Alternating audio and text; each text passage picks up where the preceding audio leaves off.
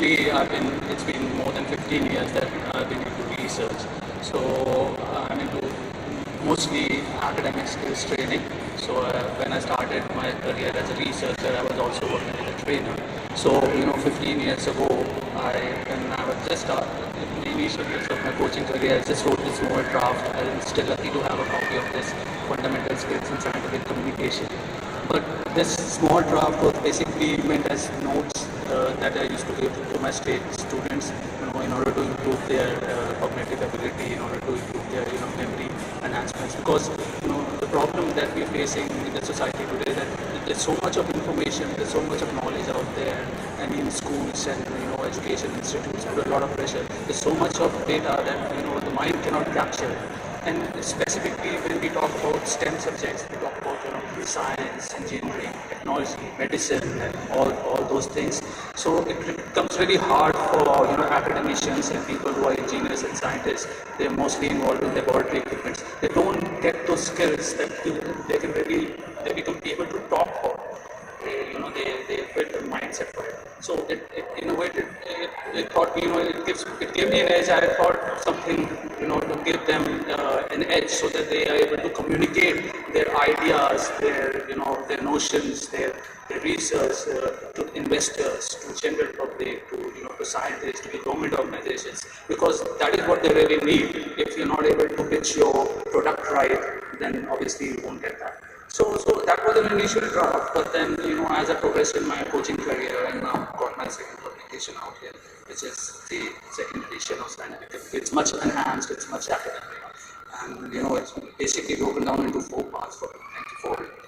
And this also, since I also started into academic and then brought this a textbook on English grammar and communication. It's very intensive for someone who wants to gain knowledge on English grammar and improve their communication skills through foundation of English language. Because the problem is, despite we study in English medium schools, there's still a communication gap, a knowledge gap when it comes to speaking in English. Because we are not native speakers, we must accept that more than 90% of the world, they are not native speakers. So yes, that was my point. Worked as an intern with several, worked as an intern, but got an opportunity to work as a trainer rather than a researcher. That was my core expertise. But after some time, I probably felt that, because in a country like India, maybe, the government doesn't spend much on research. The facilities are there in the education institute, but they are mostly sponsored by, private companies.